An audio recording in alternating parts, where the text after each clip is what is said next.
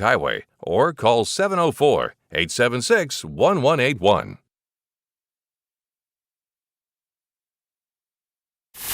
Real Country 550 and 92.9 WAME Statesville. Real Country. If you're looking for an honest... Welcome to Racing Roots with Hamm. If you don't know our host, David Hamm, he's a 25-year NASCAR veteran, engine builder, and jackman. Live every Monday evening, we have a new guest From the racing world with their stories, their paths, their racing roots. Sponsored by Jersey Cape Yachts. Now here's our host, David Hamm. And good evening, everyone. Welcome to Racing Roots with Hamm right here on 550 AM and 92.9 FM, WAME Radio, and on YouTube, DHammiam. Hope everybody had a great day, and there's a lot of stuff going on here in the studio right now Yeah. and at the house and everything else. So, but we got Jordan Missig in here with us, and Phil's actually going to run down some of his stats for me. Hang on, Phil. Sorry. There you go. Okay. Mic 3. No, it's Jordan Missig. He's out of the Joliet area. He's a 23-year-old. He's the championship winner of the 2018 Margay Ignite Challenge Series. That's a karting series. The 206 Specs Car Series. He's also currently running in the open wheel Formula Regional America Series. They run Lamborghinis wide open. Jordan, tell them a little bit about yourself. Yeah, no, thanks for having me on the show. Pleasure to be here, and everything got me away from my busy racing schedule, I guess you could say. Yeah. Yeah, we just got done racing on at Virginia National Raceway, and then made our way down here. So, yeah, I started, I want to say, back in like 2018 when I was 2016, when I was like 18 years old, at a local track just based in Joliet or Elwood area called the Autobahn Country Club, and started my racing roots there. So got into karting at the age of 18, and now have won about 4 championships there since I started. And then I was into Radical Sports Cars, which is a super light sports car. Won 2 championships at the club there before venturing out into racing the Radical Series in North America. And then now I'm racing in the Formula Regional America Series and Lamborghini Super Trofeo Series for the past year and a half to 2 years. Did you say Joliet? Yes. Is that Illinois? Yes. Okay. Is it Illinois or Illinois? Illinois. Okay. Depends on where you're from in Illinois. Yeah, that too. That's what I said when I was younger. Didn't know any better, but yeah, that's up near the racetrack there in Chicago, right? Like literally 5 minutes from it. Okay. So where Autobahn is and where we are, we're probably maybe 20 minutes away from the racetrack. Mm-hmm. But from where Autobahn is, it's like 5 minutes from the racetrack. So you can almost see the racetrack right from its facility. Yeah, right? It feels like it's on the expressway in Germany. Tell them about that Autobahn. That's a lot of people didn't know. I know because your dad and mom explained it. Yeah, no, absolutely. It's kind of hidden away, I would say, a little bit from where the speedway is, but it's like right down the road from where the speedway is. So it's a country club racetrack, kind of like a golf course. So if you ever people show up to a golf course, you have to pay obviously to be a member there. And for being a member, you can actually drive on that racetrack anytime you want. They have the racetrack open 6 out of the 7 days a week. So it's Tuesday through Sunday. And there's 5 time sessions throughout the course of the day. So you're able to go on the track whenever you want. And like a regular golf course, every time you show up, you have to pay to go on the golf course and play that course as a membership. Well, this place you don't. You just have to pay the entry fee, and boom, you can get right on the racetrack as many times as you want throughout the course of the year when they open the doors in April, all the way until when they close in November. Wow. And what's is the course? How big? What's the shape like? There's 3 configurations on it. The north course is about 1.46 miles, so it's almost a mile and a half road course, and the south circuit's about 2.1. But when they combine the tracks together, it's a 3.56 mile track. So it's actually one of the largest tracks in North America. I want to say it's like the 3rd or 4th largest. Yeah. I can see why you like running an open wheel. That's a good practice foundation. Indeed, yeah. So, I mean, it's a great training roots playground, basically, as you can say. Now, when your parents have been membership there for how long? We got our membership when my dad sold his business back in 2015. Okay. Shortly thereafter, we became members of the facility. You sat there for a year and watched them all fly by and says, Dad, come on. Well, I've been a race fan my entire life, so it's been more than just a year watching everybody fly by. I've been actually a race fan since I've been 5, and oddly enough, I had an opportunity to get into a go-kart when I was 5 years old, and I was really good that one of the guys wanted to sponsor me right then and there to get into racing. But unfortunately enough, my dad was married to the business at the time, so we couldn't devote the time as a family to put me into racing. So we decided to put me into like baseball or like any other sport that you would put a normal kid into to kind of live a normal life. Sure. But I wanted to be in racing almost my entire life. I just never got the chance to be in. So once we joined the club at the Autobahn in 2016 was finally the chance I got to get into an actual car. So one thing David always likes to start out with asking is, what was your first racing inspiration? Was there a driver, a car, or what do you recall? So for me, getting into racing, like I watched like cartoons and everything, watched videos and everything, but it was kind of like a heritage. My grandfather used to actually be a mechanic on a Formula 5000 car that they would take up to Road America to drive at. That's your dad? Your dad's dad? My dad's dad, wow. yeah. So they went up there back in like the, I want to say it was the 50s and 60s. Mm-hmm. We have pictures of my grandfather working on the car and my dad actually standing right next to him too. So as a photographer, I can feel that. Yeah, that's great. So they would always go out to Road America to race the Formula 5000 up there almost every weekend or something like that. My dad would then go up with them. My dad was always kind of a race fan growing up, so it all started from my grandfather to my dad. My dad got into the car mechanic business, so he got into the repair business and started opening up shops in the Chicagoland area. Grew it to about 16 shops before he sold the company in 15. But when I was about 5 years old was when we took me to my first NASCAR race up in Michigan. And I, unfortunately, at the time, I want to say it was like 2003. I remember who won the race. It was Ryan Newman, but I wasn't there to witness it because I fell asleep in the middle of the race or wanted to go back to the RV. Well, that's typical after the hype of a young kid. Did you have a favorite driver then? Oh, it was always Jeff Gordon growing up. My dad has trained me to be a Gordon lover since I was first born. I think I can't remember what age it was, but it was back when we were living at our old house in Elwood, which was like 10 minutes away from the racetrack. I remember I could be outside listening to the cars going around when they were testing from our front yard. But I can't remember if I was like 4 or 5, but I was dressed up in this whole Jeff Gordon fire suit, Jeff Gordon hat and everything. The only thing I was missing was the helmet. But I would have like this car and everything, and then for Halloween, I drove around the neighborhood in that car trick-or-treating, but I wasn't really worried about getting candy or anything. I was worried about driving the car more around the neighborhood. You wanted exposure. You were trying to bring NASCAR to the neighborhood. Indeed, yes. So have you met Jeff Gordon? Yes, I have. Fortunately enough, I have, yes. Yeah. Absolutely fantastic guy to talk with, be a part of. He's as good as he sees on TV, and anybody who understands and knows him, how he is as a person, truly is a down-to-earth kind of guy that anybody would want to talk to or be friends with. I know Phil's been around him quite a bit, and I've been around him. My very first time meeting him was standing at the Porta-John. I believe it was Darlington. It was either Darlington or Charlotte right before the race started.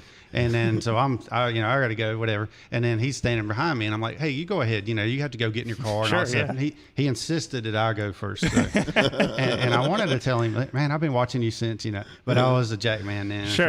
He was afraid you were going to have a camera ready when he come out. I mean, I wasn't going to act like that, but I was, But my thought was, of course, I liked him that was like my first. Well, not my first. My first favorite was Kel Yarborough back in the 70s. Anyway, it ain't about me, but I was just going to say whenever he came along, I saw a lot of potential in him. Him and Rob Moroso were kind of around the same time. Sure. And whenever I go see him running that Carolina Ford, that #1 car, that was good stuff. Back in around 1990. That's about a little before you were born. Yeah, I was born in 98. There you go. So your dad probably remembers, and your mom. Oh, yeah, of course. Yeah. All right. So tell us the rest of your story. Keep on going. Yeah. So I mean, we kind of got sidetracked. I forgot kind of where I left off. We're talking about meeting Jeff. And yeah. Jeff. Squirrel runs by. So I mean, exactly. Squirrel runs by and everything. But yeah, I mean, I was a Gordon lover my entire life. Would have all like his merchandise and everything. Would just want to like spend every time and moment if I could with him if I wanted to. Growing up, he was basically my idol, and I looked up to him throughout my days of racing. But, and that's where it kind of all started because my jersey number when I played baseball was 24. Anything I wanted to do was 24.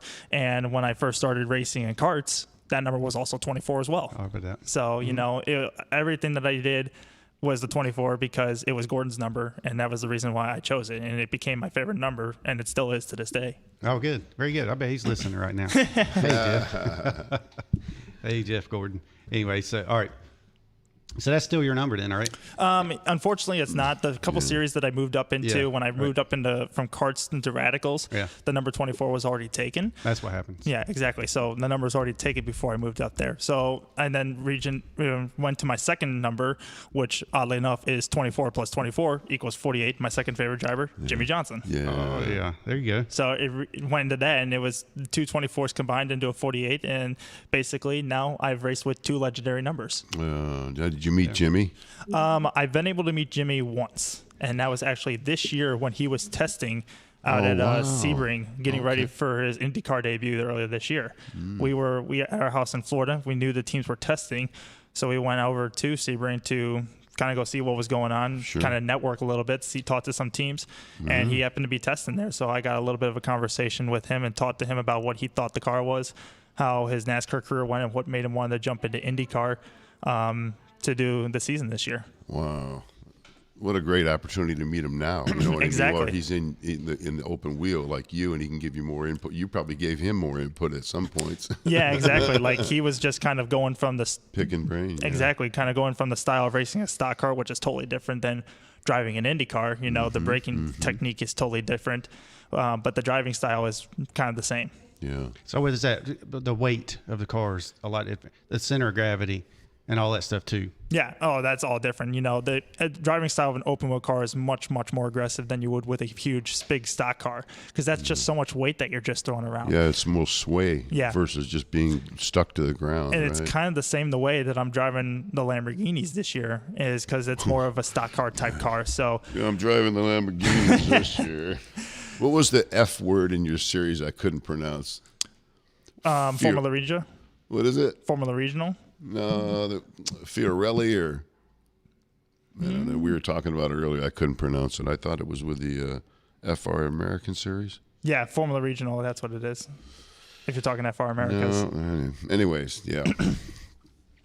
So you've been to Chicagoland plenty of times to watch the races there. How many Cup events you been to? Oh God. 30, 40? At least, maybe 50 over the course of the years. I mean, I've been going to NASCAR racing since 2003, and I've been to at least, I want to say 6 a year until I started racing back in 16. And it was right when Jeff retired. That. Yeah, that's what I was thinking is when Jeff retired, has that kind of eased your NASCAR appeal? Or, I mean, I know you have to concentrate more on what you're doing on that side. Sure.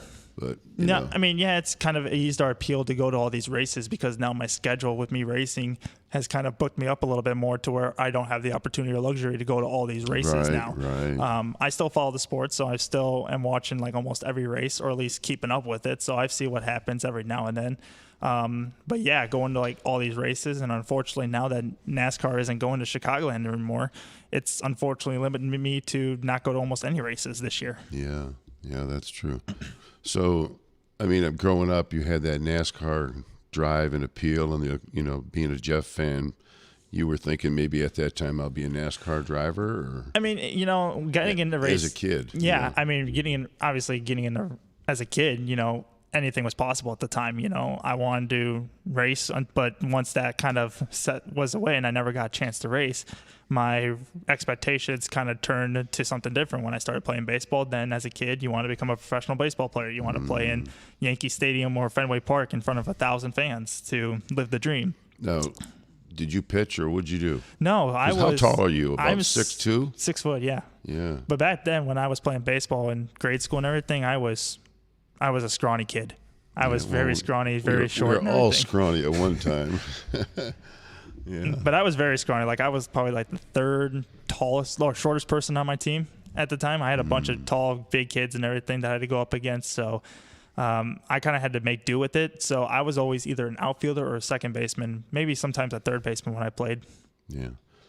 So, I mean, going to the races and having access somehow to drivers and maybe Mr. H, did you ever walk up or you know how Denny Hamlin is known to going up to Joe Gibbs and say, I'm going to drive for you someday. Of course, he didn't mean drive him crazy. No, But, That's another story, right? Yeah. yeah.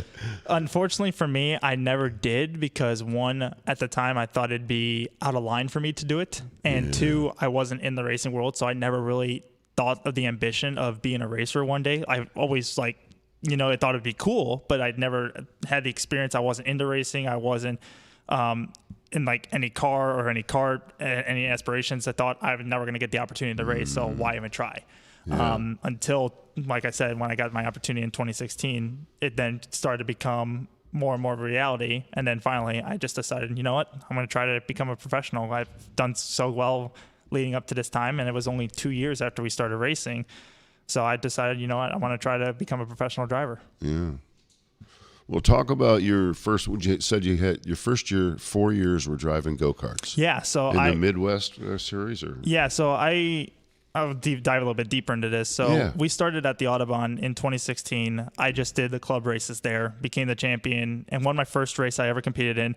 And then I became the champion there that first year. They did the Autobahn Country Club Kart Championship.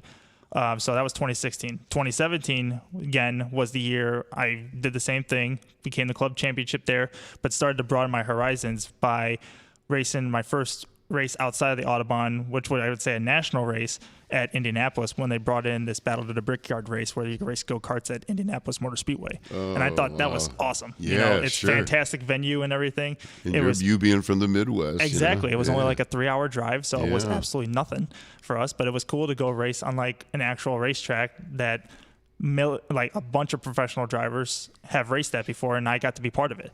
So we did that race, and that was like my first outside race and got my foot wet in it all.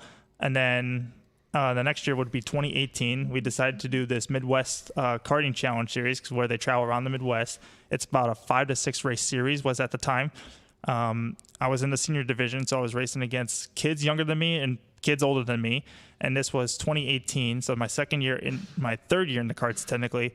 Won also the club championship as well that same year, as well as the Margay Ignite Challenge Series, which was that the Midwest Touring Series. Okay.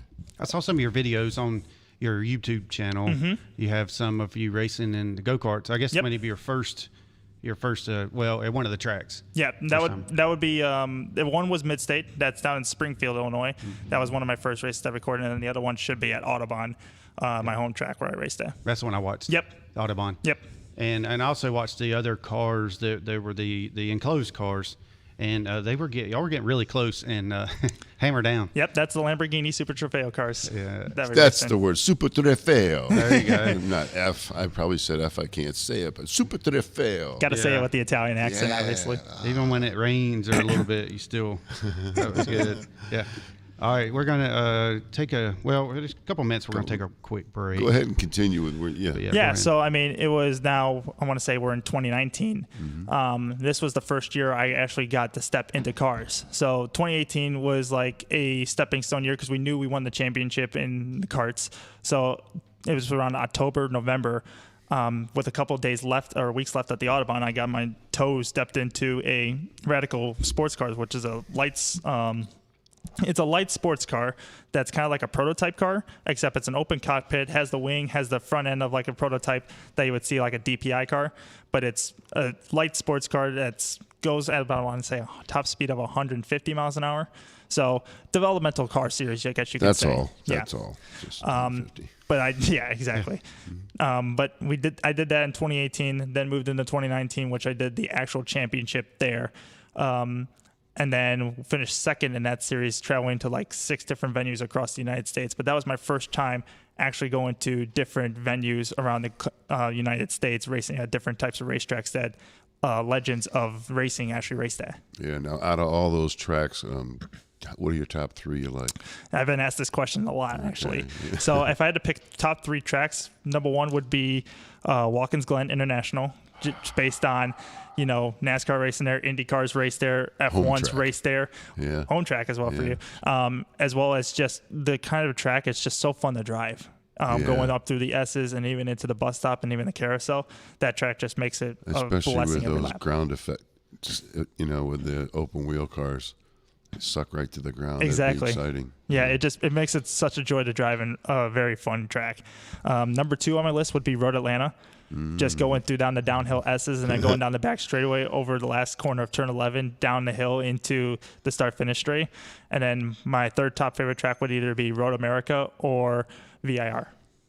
I've been to those tracks because I shot IMSA in 2019. It was very exciting, and I know what you mean about that downhill, but you're not walking it. No. Going, I had to walk it. Anyway, yeah. There you go. No, that's great. All right, so we'll do a couple shout outs. Mitchell Courtney says, go Joe Gibbs. I guess he's a Joe Gibbs fan. Joe Gibbs Racing, yes. And I'll say hey to Suzette's out in California. She says, I already got my tickets for the class next year at the Coliseum here. I had to do it. Looking forward to that. You know what she's talking about? They're racing at that Coliseum out there in L.A. Yeah. Yeah. Pretty interesting news, huh? Should be interesting. And Rachel Robbins says you have to come to Bowman Gray sometime.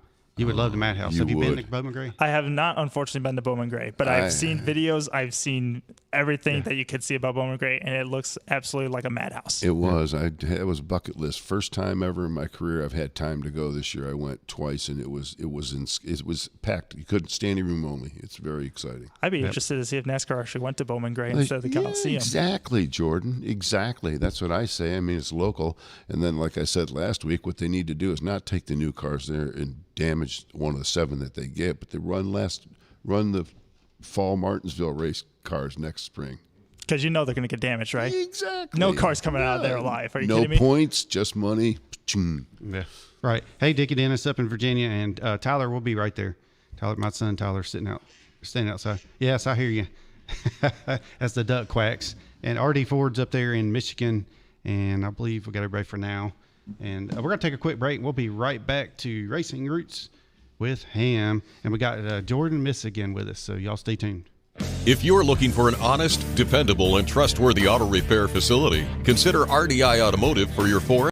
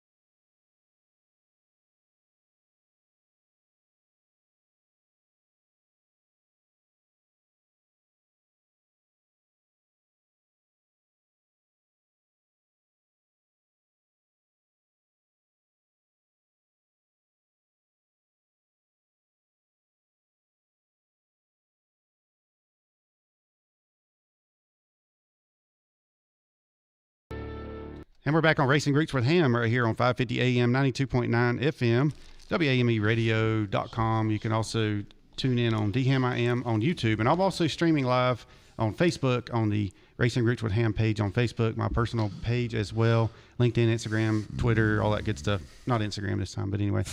But we got Jordan Missig with us, and he is a driver of multiple series and some open wheel and such. I'm not that great on those series because I grew up in the South, and in the South we had NASCAR. It's something to do. It's the Trofeo. I don't know what to call it. Right now it's the Formula Regional Atlantic Series. They're Lamborghinis. G'day, mates. What countries have you been to? Actually, I've only been in like the States. I haven't raced outside of this U.S., unfortunately. Oh, But you are in a couple weeks, right? I will be, yes. I'll actually be going to Italy, racing at a track called Misano.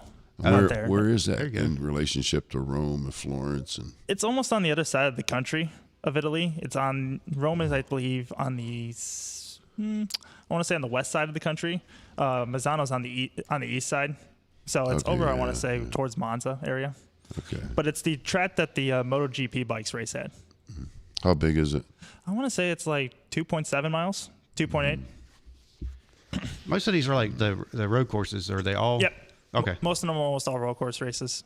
Any of them are in the like a Belle? Let's see, was it Belle Isle, Michigan, up there in Michigan? I know Indy Lights and IndyCar do race up there, and I do though the sports cars do up there, but not the Lamborghini or FR America's races up there. No. Oh, until they hear this show. Yeah, they'll start racing up there now. You put them on the map, and they're going to race there. Yes. Rachel Rodman asked if you used iRacing as part of your training. Absolutely. iRacing has, I think, done wonders for drivers coming up through the rankings of people who have just gotten into racing or people who have been in racing their entire life. I think iRacing has been a helpful tool for guys like me who have gone to race tracks before or have never been to race tracks before, just to kind of get you visually accumulated with the track or look at for references, understand reference points, braking points, and everything going into all these tracks. So I think iRacing definitely has been a helpful tool, not only understanding tracks, but sometimes even understanding racecraft and learning new things being outside of the race car.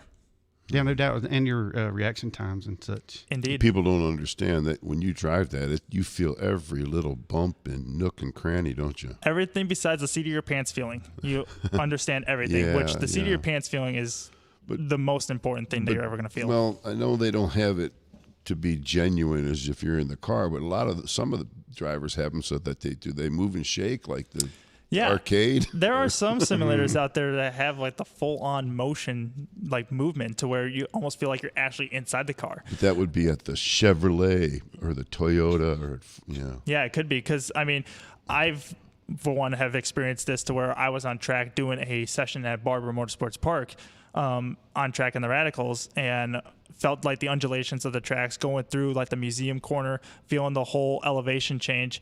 And then I got out of the car. There was a simulator over there. I jumped in that simulator, and it was a full motion sim. So the whole seat, chassis was moving and everything, and it felt almost identical to being just on the racetrack itself. So that's when I knew, this thing's almost the real deal. It feels almost exactly like the actual car. It's the closest thing I ever felt into it. And it wasn't like a Chevrolet or Ford simulator that they had there. So it was something that, people like us can actually purchase. Mm-hmm. So we have one question coming in from the beer man.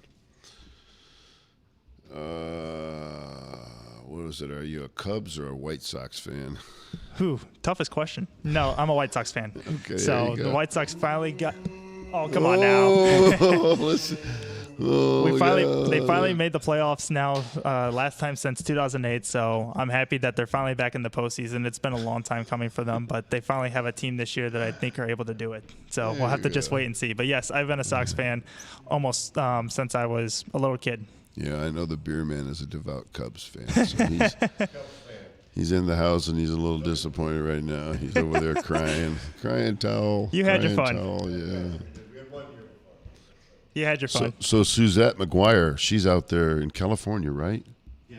Yeah, she's already got her tickets for the Clash next year. Had to do it. Looking forward to it. Suzette, if you live close enough, you're all right. If I get hired, I will sleep in your hammock in your backyard because it's going to be hard to get a hotel room there. Yeah, especially with that being back-to-back weekends of the Clash and then Super Bowl weekend. Yeah, exactly. If you don't have like a hotel prior to that, I don't think you're going to get one. Right. That's like I was out shooting this weekend a race in Vegas, and they also had prices were through the roof, more than double.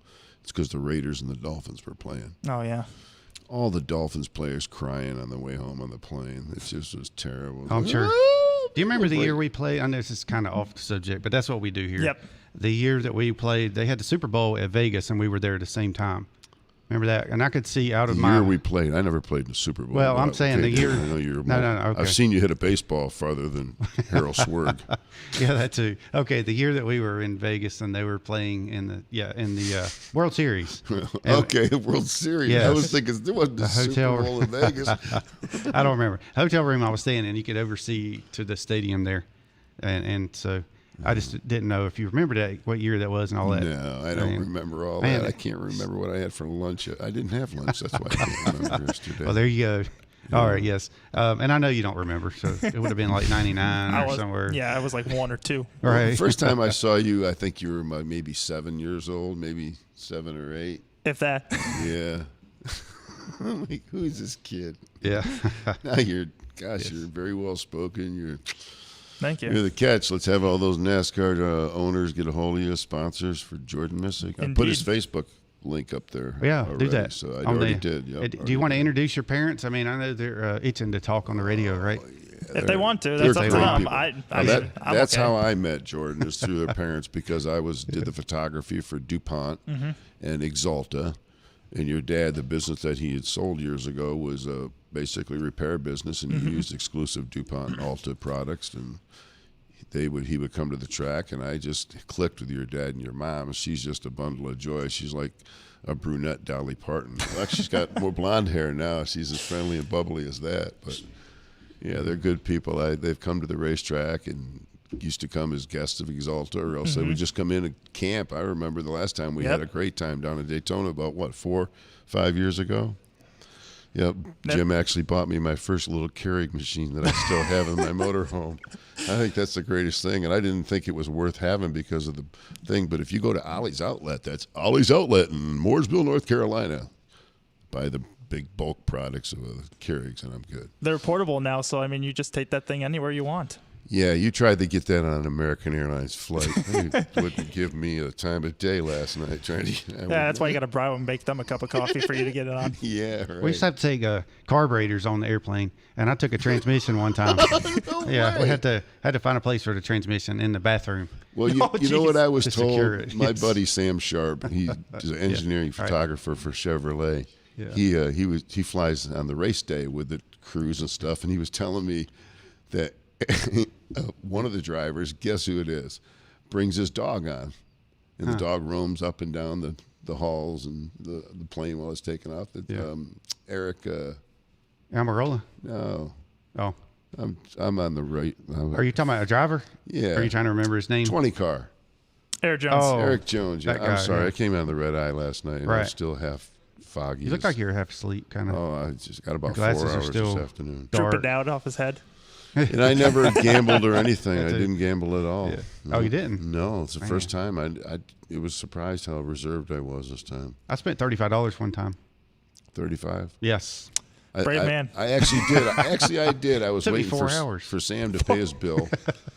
And I spent $2, so I was $2 down. Oh, there you go. If you're in Vegas and you're going to a race, you've got to stay at the South Point Hotel. South Point Hotel. It's the best place to go because it's the easiest access on and off of the Route 15, which takes you right up to the track. You don't have to deal with parking.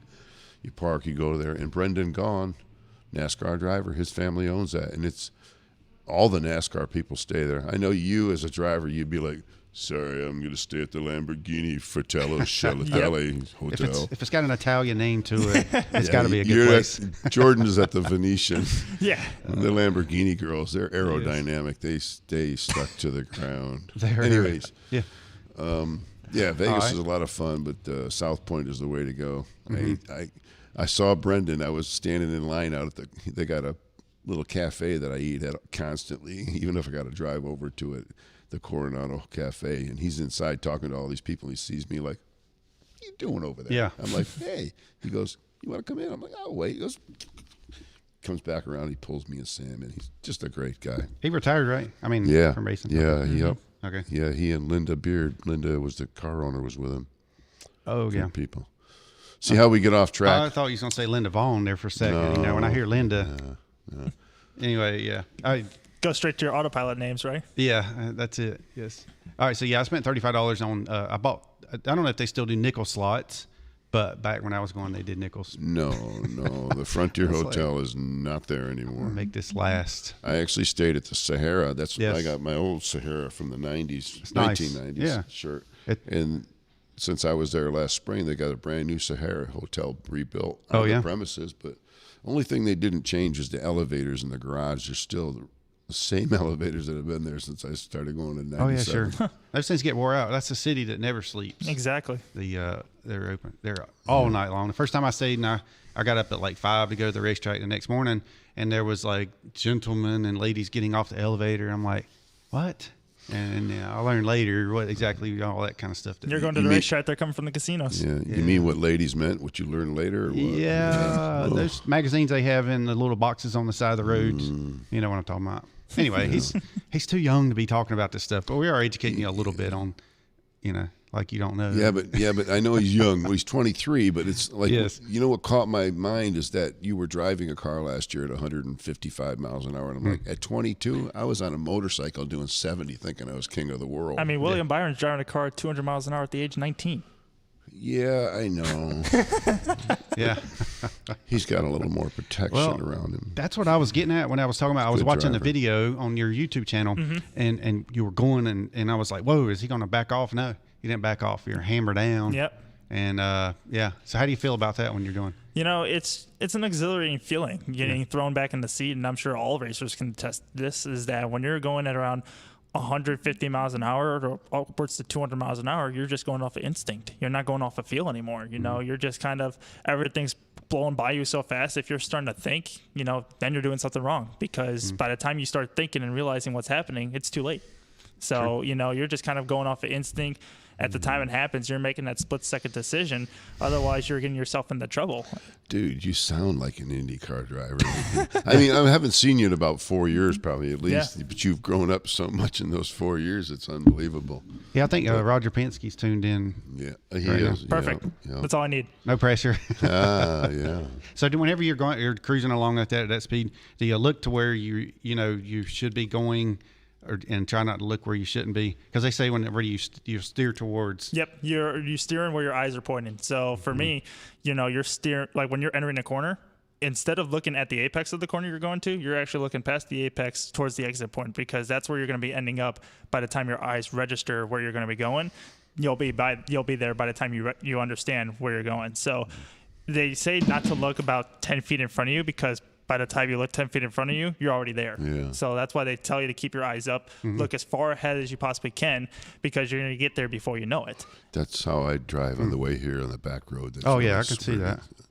Actually, when I was driving here, I thought, I bet you Jordan would hit this apex a little bit better, and it worked. It's all about angle. Yeah, but I was doing 45, not 170. Yeah, it's a game of geometry at about 150 miles an hour. Like I said, that's Indy talk. That ain't Cup Series, boy. You got to feel it by the root. Yeah. Well, and that's another way that the video games could help with your reaction times. Sure. Well, that's like you were talking William Byron.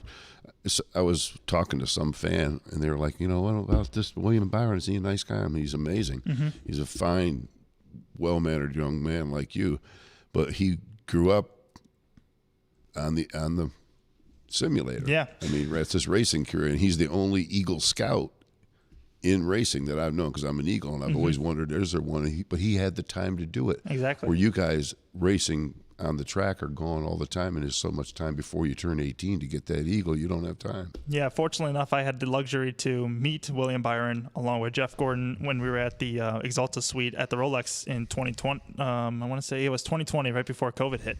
So I got the luxury to meet them both, talked with William a little bit, talked to him about iRacing, talked to him about what I'm doing, what he was doing, and we had a pretty interesting and fun conversation for both of us to meet, because we're both the same age. So, he's obviously at a much higher level than what I am, but hopefully one day I'll be able to be equal enough to the same level to where he is. But yeah, it was just kind of understanding both of our roots. We both came from playing video games. I was playing video games all my life from, I got into racing leagues back in like 2011 till 2015 till I started racing. And William was racing on iRacing. Then he raced Legends cars or midgets all the way up until he got into trucks and then eventually Cup. I unfortunately just raced video games in the karts and then got the luxury to move up in the cars. So I'm slowly working that way. I think we got our start a little bit at the same time. William was probably a little bit before I was, but he had a little bit, I wouldn't say easier route, but he had much of a route to where he lived in the North Carolina area, a lot more connections his way to get him up in the Cup. Yeah. Did you ask him what Scott asked about racing in Germany by chance? No, I didn't. I've got so many different things going on this evening. Sorry about that. David and Tracy are a little tied up, bless their hearts, but let's see. Yeah. Yeah, did you ask him about? Has Jordan used iRacing? That's you asked. Yeah, that. we asked that already. Scott over there is asking if you thought about racing over in Germany. I guess we're talking about the Autobahn. That makes you think of that, right? Unfortunately, it could be a racetrack, but it's not. So, racing over in Germany would be a dream to do. Racing, anywhere around the globe, I guess, is a dream to do. I only had the ability to race here in the States so far, but like I said, I'm going to be able to venture out and go race over in Italy with Lamborghini, but the race over in Germany would be fun to do as well because I know they got a couple of good circuits over there along with the Nordschleifer as well. And that's a fun track as well for people like us just to go drive and have fun with. But yeah, racing in Germany would definitely be a good bucket list track to go do. Oh, so speaking of bucket list, what is your final thing on your bucket list? Like, what top level do you want to? So basically, like, what do I want to strive to be? It's anything in a race car. Being a paid position to race for a career would be the most generic answer to be. If I had a dream, it'd be an IndyCar or in the WeatherTech Sports Car Series. That would be the dream to be in a professional top tier ride. Obviously, NASCAR would still be on the bucket list, but I got to have a lot of good fortune to go my way to have those kind of opportunities. But the most realistic route that I can kind of go right now would be to go in IndyCar or into the WeatherTech Sports Car Series. Okay, very good. And see, once you reach the next one, then you'll say, well, I'll do this next one. And then eventually you'll have them all. Yeah, I mean, there's kind of like a ladder system that we can go off of either in open wheel or in the sports car world. The sports car world is there's a lot more opportunities. So you're kind of just bouncing around, going to different types of cars and different types of series. But as long as you're getting paid, you're fine. You're making a career out of it. IndyCar wise or open wheel route, there's kind of more of a ladder system to do it. And there's got to bring a lot of funding and budget towards your way in order if you want to get those paid rides because money talks in the sport of racing. No matter what series you go into, it's a money-driven sport. Yep. All right, so we're talking to Jordan Missig here on we're also on my YouTube channel, DHammiam, if you want to go on there and check it out, but we're streaming all over the place as well as on the radio. And have you ever met Robbie Gordon? Unfortunately, I never had the opportunity to meet Robbie Gordon. Because he's kind of racing all the different things. I mean, he's doing off-road trucks, and then his brother lives down here in Troutman. Oh, really? Yeah, he might be. Where's Robbie living? Doesn't Robbie live in the area here anymore, or where'd he move? Well, I don't know if he still lives in Mooresville or not. I mean, where at? Huntersville? Yeah. Okay. Yeah, I could see that. I was there at his house. I think I told this story one time. I went there about 15 years ago to a party at his house and with a good on Lake Norman? Yeah, with my good-looking girl there. I wasn't a girlfriend, but it was a date, and I left alone. Oh, you left alone? Oh, yes. Go figure. I know how. Thanks, Robbie. Yes, I know. Exactly. Oh, yeah. Yeah, he had his own he had his pool table with his Coors Light balls and the Daytona 500 he was one game. I'm telling you, he's he's like a Tony Stewart, a completely versatile driver. If you had to take one driver and put him in all these different things and average everything, I think Robbie would be the best. You know? He was a great self-promoter with bringing one of the first energy drinks into racing. Yeah. He was something else. Yeah, he come in over at Sabco and he said, all right, we're going to balance the car. It's all about balance. And we're going to lighten here, lighten there. And, we hung out a little bit in Japan. There's some pretty good stories there. But anyway. So one of the questions, I think this is the one you were talking about, unless we'd already talked, like I said, I'm so out of it, about racing in Germany. Have you thought about that? Or Yeah, that was the one of those questions we touched on. Okay, all right. Yeah. Now, after you race in Italy, what other countries do you plan to race in the schedule? Ooh, that's a huge question. Other dream tracks that I would want to race that I guess we could go with that is like racing over in, I guess you could say France, racing the 24 Hours of Le Mans would be a huge race to do. Racing in Abu Dhabi at the Yas Marina circuit would be another race. That'd be a huge race as well. Is that in the Emirates there?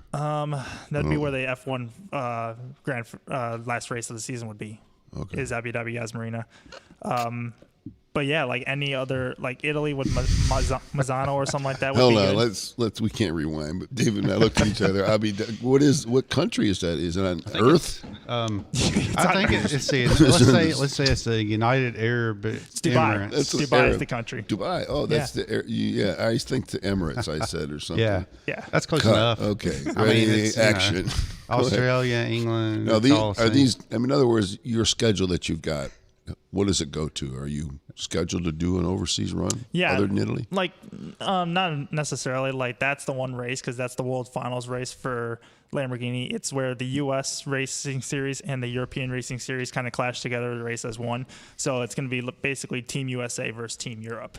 So is that? Do you make that by how you wind up in the points this year? Or? No, they just combine both series. So Okay. people who sign up to race the Lamborghini Super Trofeo Series here in America will then go over to Europe and race people who race the Super Trofeo Series over in Europe. Super Trofeo. You want me to spell it out for you? No, I'm trying to just mimic it in my mind. We had a Oldsmobile Trofeo. Is that what Now, it is? Here's the question for you, and maybe long even time your ago. parents. Like I said, I'm trying to drink coffee after sleeping today, but Right. we talked about our featured guest every week. Do you know who Dickie Dennis is? Unfortunately, no. That name doesn't ring a bell to me. We talk about him every week. He's one of our biggest fans. He's the infamous Richmond fence climber. Oh, Remember the guy who okay. climbed up now on the you're fence? Now you're making sense. That's Yep. Dickie Dennis. Yeah. 2014. Yep. Yeah. 2014 Richmond. playoff race almost. No, cut race. Excuse me. Yeah, that's right. Do you remember what he was Yeah. attempting to do? Why he did that? I know he just sat on the fence and that was it. He wanted to No, get a he better actually. view. The story He is wanted to get a better view. David will tell you the story. Yeah. So he decided that, he had somebody behind him that was like, hey, Dickie told him, they were kind of getting into it a little bit, Sure. because he's a Harvick fan. Oh, boy. And the guy behind him, I believe it was it Jeff Gordon or somebody, whatever.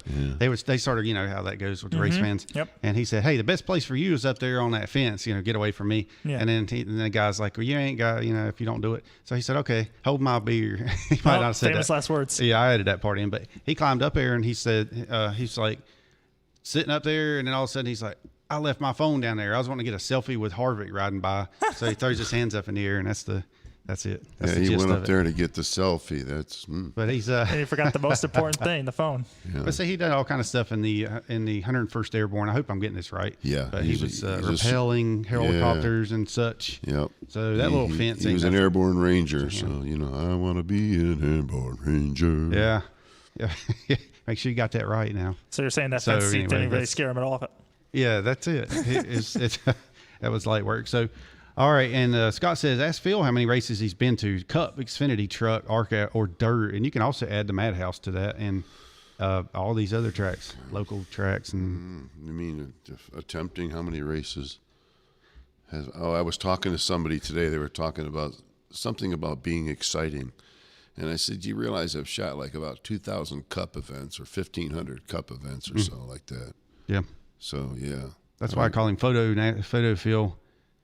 Photo Phil. That's why when people say, hey, remember, I'm like, no, You're don't. I'm having constantly to bleed the valve Yes. and let information out. I can't remember hardly You don't have anything copies of anymore. all those pictures you've ever taken? No. Yeah, I have all the photos. Yeah. But don't go coming up to me, hey, you got Victory Lane from 2003 at Myrtle Beach in the spring? No, I was at the fall Hey, race. I got the best picture of He all. still got it, though. My uncle was at the track in Yes. Rockingham, and he took a picture of Phil taking a picture of me. It was almost like if somebody happened to get a 1999. shot of Lee Harvey Oswald Yeah. leaning through the window.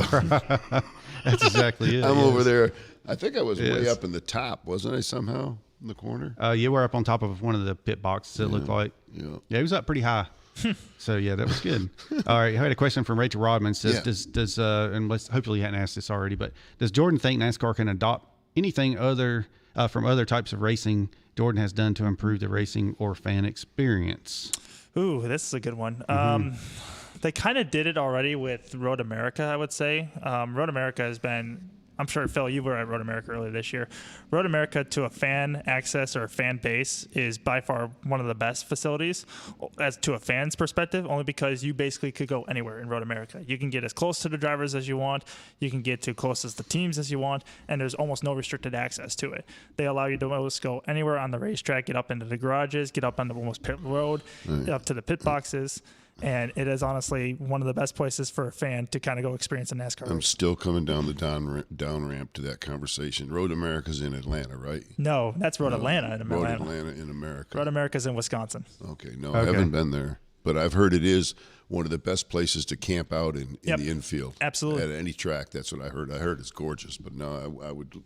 It's one of the few I haven't been to. There you go. Well, now that's on your bucket list, right? Hey, we want to thank Jersey Cape Yachts. I think Janine was tuned in here just a minute ago, and Janine and Carl Pugliese, and up there in Jersey, you got their information there, Phil? In my mind, no, I don't. I told you I'm off key here. Yes, so Jersey Cape Yachts, they're a lower Cape, New Jersey, and it's jerseycapeyachts.com. Check them out for more information. They got 31 to 66 foot custom yachts. They can put you on Lake Norman in one of their custom yachts. That's 609-965-8650. Yep. And remember, hurricane season is about us right now, so they have a special plan where you can sign up to have your boat hauled away to safety if the hurricane approaches. You won't have to worry about that. So contact them at 609-965-8650, Jersey Cape Yachts. There you go.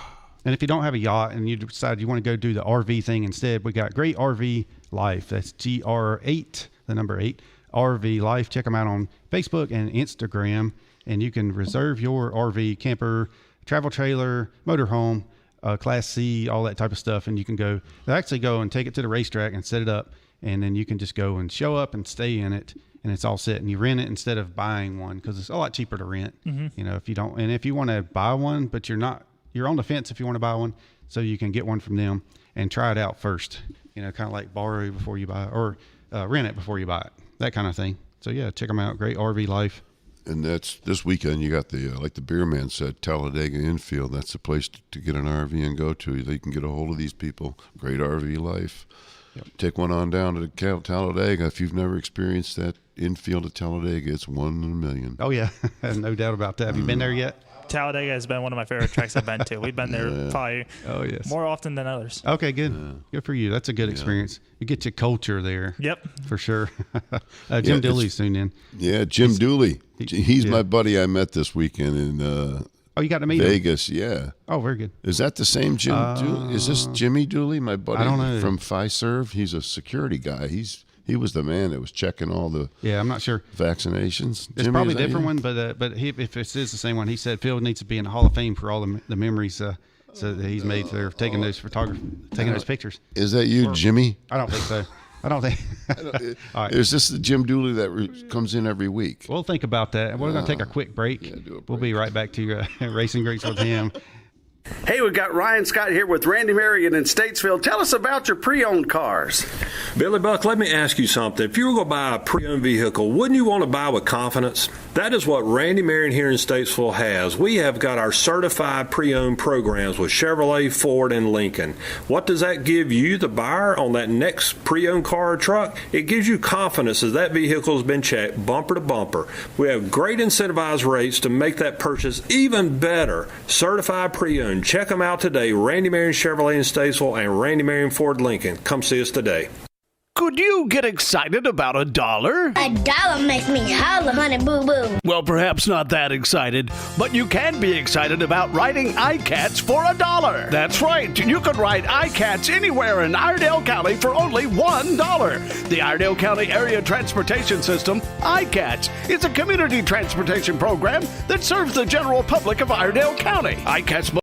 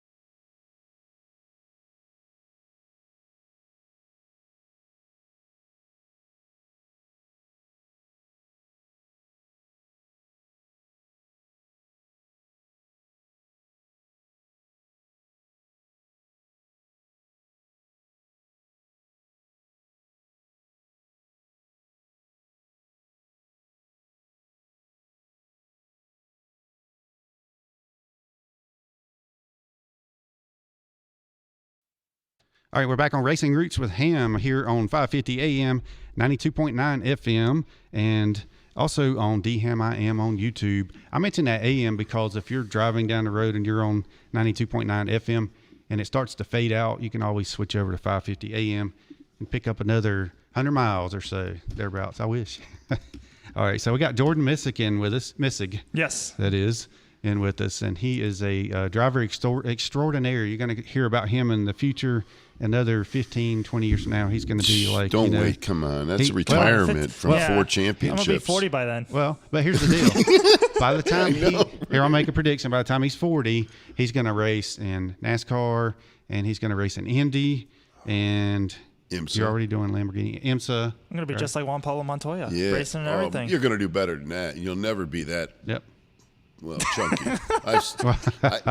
I got to tell you, last year I got hired during COVID to go shoot a go-kart event at the Charlotte Motor Speedway. And he was there with his son. Sebastian, yeah. Yeah, and he was just as kind and humble as can be. But when he was at the Cup, he was very brash and would cast off the media. And he never did that to me. He was really nice because I'd give him pictures of his kids. Mm-hmm. But I jokingly walked up to him, and I had an official vest on because I was shooting for the series. Mm-hmm. And he was standing with his foot over the line on the garage, and I walked up, and I said to him, I said, "Sir, you're going to need to step back. You can't be over that line like me with this vest on." And he goes, "Okay." And he backed up, and I'm like, "Oh, that didn't work right." I was hoping to be like, no. It's like, you're not supposed to listen to me. You're supposed to talk back at me. Yeah, but I think you'll be the next Juan Pablo. I mean, the versatility and, the success that you had. So tell us a little bit about Wayne Taylor Racing that you're racing for now. Yeah, exactly. It's the exact Wayne Taylor Racing. Mm-hmm. Obviously, everybody knows them as probably one of the best teams in sports car racing. Sure. Especially with all their accomplishments that they've had with the Rolex 24 Hours of Daytona. They've brought in guys like Fernando Alonso and even Jeff Gordon to race on their team to win the Rolex 24. But it's the exact same team that you would see on their DPI car that what they would race in the WeatherTech Sports Car Series. Exact same guys, exact same team that work on the Lamborghini Super Trofeo series that I race for them with. So it's an awesome experience. The team is well diverse. We have 4 cars on our team, and the team brings about 25 guys to handle a 4-car team just for a race weekend. So it's a lot of guys. It's a lot of hands that are working. So absolutely top professional guys. They are absolutely probably one of the best in the business teams I've worked with, and they are strictly professional. They want to win, and they have the same aspirations as I do to want to be the best of the best. Well, when you're all working at that level, you know what I mean, with a well-known team like that, these guys. So, you got to be at your top game. Yeah, you can't just be thinking, well, this is all I can do. You got to be going 150% all the time, each person too. You got to, even if you're winning, you got to be better. Yep. So I want to say a shout out to Will Cronkright. He was on the show a couple months ago. And then he was on this show, and then he went to Dale Jr.'s show. Sure. And then he went to Tim Packman's show. But he's tuning in, just stopped by to say hello. He was the first car owner for Dale Earnhardt when he started driving. Oh, yeah. Dale Earnhardt Sr., that is. Ooh. Yeah. And a great senior. That's right. And then we had a question from Jared. Sorry, I have I'm getting my new glasses here pretty soon. But this, all right. James Letnich has a question. This is on Facebook. All right, it says, Jordan, if you go to Indy, what do you think running Richmond will be like? Ooh, that's an interesting one. It's like a short track. Yeah. It's kind of similar, I would say, to Iowa. It's the same kind of configuration Iowa Speedway has, except I don't think it's as bumpy as Iowa is because I think they got the track repaved recently. Well, it's smaller, too. It is a little bit. It is a little flatter and a little bit smaller.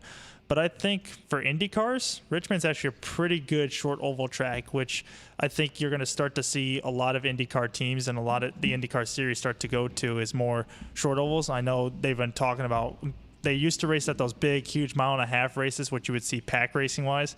But I know they want to bring more ovals in because they've gone to all these short track races. So I think having the series go to ovals, and especially a track like Richmond, is definitely an A++ for the IndyCar series to go to. And I think the racing experience there would be second to none because now that Richmond's kind of widened its groove to like maybe 2, maybe even 3 grooves of racing, I think gives the drivers a lot more versatility to decide what lines they want to choose on how to get momentums off the corner or if they want to just stick to the bottom and try to drive it in as deep as they can to make a pass. That's what I was thinking. That's a very thorough answer right there. That's what I mean. I'm like, well, if he doesn't make it driving, he can be a broadcaster to dissect. You're like Jeff Burton can dissect something. Perfect. I mean, you always learn something from somebody Very like analytical, that. I certainly. Well, like you said, hey, driving for Wayne Taylor Racing, you can't get a B+. No, you got to be A++ all the way through. So in 2022, what used to be the Newman Haas deal is now the Newman Watch deal. Yep. And that was Newman being Paul Newman was the original creator of that team. Yep. You're going to be driving for them next year? I'm driving for them right now, actually. So it's a combination of Paul Newman and Eddie Walks. Okay. Both are good buddies and friends. They decided to make a team together to go racing. They have been in the open wheel series. They used to race Formula Lennox and then got into Trans Am. So they were racing the big TA2 cars back then. Then they took a little bit of a hiatus. Then they brought the team back in 2017, was racing the USF 2000 series for the Road to Indy. And then they decided to switch gears and come on to the FR America series in 2020 and 2021, which I've been racing for them the past couple of years now. Very good. So Jim Dooley's, all right, Jim, I'll go ahead and say this right quick. He's just talking about Will's book that we sold some while he was here. He said, my buddy in Alaska loves your book. Thank you so much for spending him the extra bonus for the page marker. And R.D. Ford says, great hearing just awesome stories. Thank you, Jordan, David, Tracy, Scott, Phil, and all racing fans. Le Mans would be a great race to be in. There you go. Le Mans. It's a driver's dream. That and the Rolex 24, two big races for a driver's dream. So the level for us NASCAR fans, the level you're at basically is like 2 clicks from being in the Indy 500. I'd be basically in the truck series from a NASCAR level. That's what I mean. Yeah. Yeah. So I'm 2 steps away from probably getting into IndyCar, but also would love to be getting up to the professional echelons of motorsports, either at WeatherTech, IMSA, or IndyCar. Yeah. But that's why, we weren't talking 10 or 15 years from now. No, you're talking maybe like 500 in 3 years 3 or or so. 4, Yeah. Wow. Well, you can come back on whenever you're rolling on through with your parents somewhere. I hope so. If you could race on one course in the whole world. Ooh, this is a tough one. A lot of people have mentioned they want to race on Monaco, but Monaco is a very tough, daunting track. But only the best of the best in F1 get to race at. If I had to pick one race to race at, the question is track. So if I had to pick one track, it would probably be Spa-Francorchamps. That track would. And that's where's Francorchamps? Is that in what country is Francorchamps? Belgium. Belgium. Yeah. Yeah. You knew that, right? You knew it? No, you're the world traveler already. I guess so. No, I'm just a racing enthusiast. That's all. No, but now my second question is: have you raced on that course on simulator? A simulator, yes. That's what I mean. Simulator, yes. You can race on any track you want on a simulator. And is that one of the most exciting tracks you found on a simulator? It's one of the more enjoyable tracks to drive, I will say, because every corner is almost a flat, fast, daunting corner. It's so much commitment that it has to take to be fast at that track, and that's what drives you, I think. Exactly, it's pushing to that limit on the edge. You see how he kind of that wins exactly. You know what I'm talking about? Yeah, no, I don't, because you have that drive in your eye. Mm-hmm. So it's basically pushing that edge to limit, pushing the car to its full capacity of what it's being able to take before going over that edge of line and making a mistake. Mm-hmm. So that's what kind of separates the men from the boys as a racer. That's your triple black diamond. Boom. Right. So Nürburgring, have you ever driven that course? Nope. Nope, no never entrance, driven that one. Or is it? That's huge, isn't it? It's a well-known course for racing enthusiasts globally. In Germany, I know that country too. You got that one right. Yeah. But that's a track that obviously is a racetrack that F1 races on, or any racing series over in Europe races on. But that also transitions into the Nordschleife, which is a huge course as well. So that can be like a grand, biggest course in the world, or it could just be the normal racetrack which F1 used to race on. And you've driven at the Glen? Yes. How many times? One time only. And that was my first race ever outside of the Autobahn when I first started. So talk about going from a young country club track that's very safe to a big high-speed track as Watkins Glen, where walls are right next to you. So the Autobahn is more flat, doesn't have an elevation. It doesn't have much of elevation, but it has a lot of runoff as well. So it's a very safe, very it's a very good beginner's track that you want to learn on, I would say. But then you go to the high speed tracks like Watkins Glen, your luck is tested there, and what you can drive. Yeah. I had one of the in-car camera videos, and you came in and it said pit stop, but you come in and you stopped, and then you went right back out. Yeah. Was that obviously wasn't a tire change, right? Was it? I mean, No, was it that fast? it wasn't a stop and go penalty either, too. So Yeah. it's obviously in IMSA they normally have timed pit stops. Now this is where it could get confusing, so I may lose you guys here. But in Lamborghini, they allow it because they want to have driver changes, just like the IMSA Sports Car Series does at the professional level. So because the races are only 50 minutes long, you can either do it as a single driver or you can do it as two drivers. So they try to make it to where people can do pit stops for two drivers to have, let's say the pit stop is 84 seconds. That's from pit entrance line to pit exit line. So the co-drivers will come in, stop in their box, do a driver change, and then they get 84 seconds to leave and then hit that line by the time they get to 84 seconds. And they try to do that because they want to, as a single driver like myself, they want to even out the time and make it to where there's no disadvantage to the guys who are swapping drivers. Because we could just come in, stop in the box, take like a 5-second break, go right back out if we wanted to.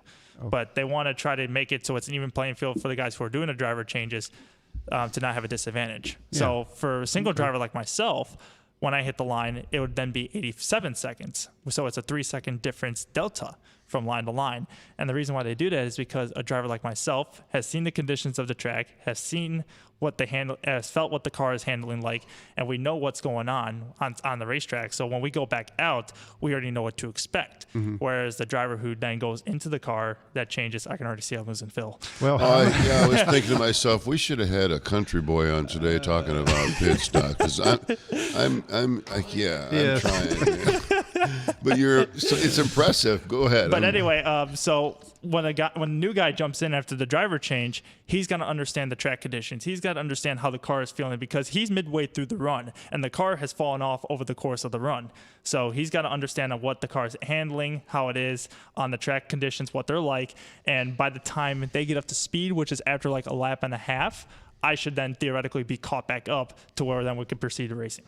I kind of caught all that and understood that, and that's all I'm going to say. Good, because I'm going to ask you after this I just said. It's impressive. It really is. But, I mean, I was thinking, boy, this is so much information, and I'm jet lagged. I wish we had had Cronkite in here talking about Well, Cronkite, yes. Yeah. Well, you can tell you love what you're doing, and that's what they say about absolutely. if you love what you're doing, you don't work a single day in your life. You don't work a day in your life at all. But you seem to know it very well. Thank you. And you don't have brothers or sisters. All by myself. But you got two great parents that I love to death. They're wonderful people. And tell us a little bit about this Autobahn palace you have over there.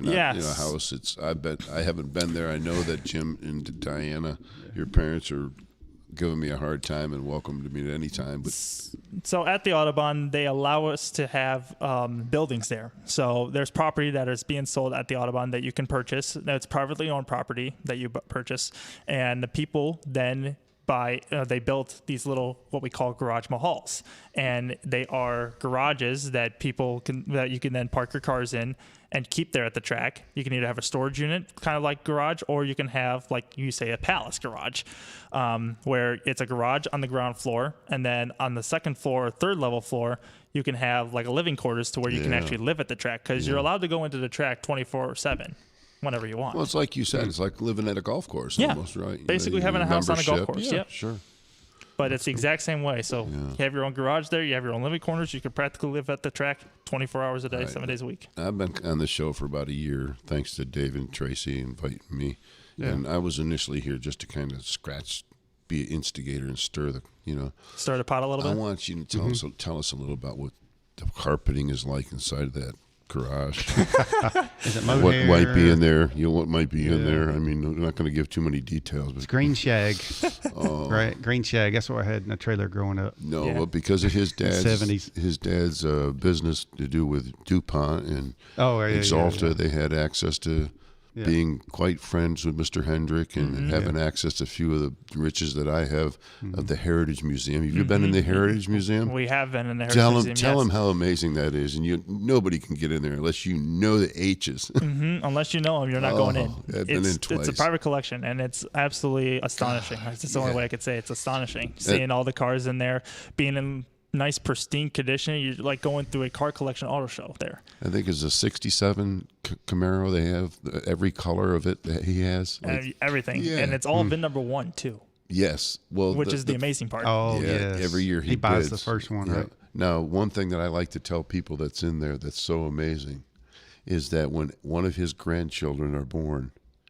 he calls the Chevy plant and he says, I want the first car off the line that day for my grandchild, and puts it aside, fills it with memorabilia from that year the child was born, and it sits there until the child is 16 years old. And that's really? It. Yeah. Yeah. Talk about a first car. I know. I'm like at 16. Like, screw the memorabilia that's in there. That's your first car. Yeah. I know, right? At 16, you couldn't want it any earlier. Yeah. But yeah, it's so your parents have had an inside way through the sponsorship, which many people have in where was I going with this? So the Autobahn. Tell us about that carpeting inside and some of the collectibles, because you all know Jeff and Mr. H and the whole gang. So we, fortunately enough, knowing through Mr. H, have been able to go through like the Hendrick Performance stuff and have seen some of the cars that are built. In our garage, we have in our back room of the garage a showroom. So we have this whole display of like cars that are just sitting in there, from my grandfather's 1963 split window Corvette, which was originally painted, that thank goodness to Hendricks, they restored it back to its original condition, to the latest edition, which is a 2020 C8 Corvette. But also added that collection, we have 3 of Jeff Gordon's actually race cars that are in there. And are 2 from the last season? No. So we have one from 2004. It's the Gen 4 car when he raced Chicago. The rainbow car when he raced, I believe it was Phoenix. Richmond in 2004, and then the All-Star race in 2004.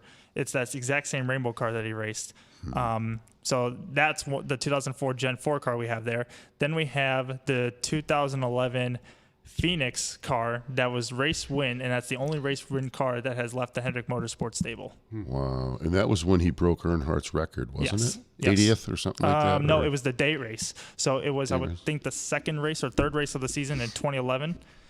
He beat Kyle Busch in that race. I remember that. It was like a couple, like 5 laps to go. I think he made the pass.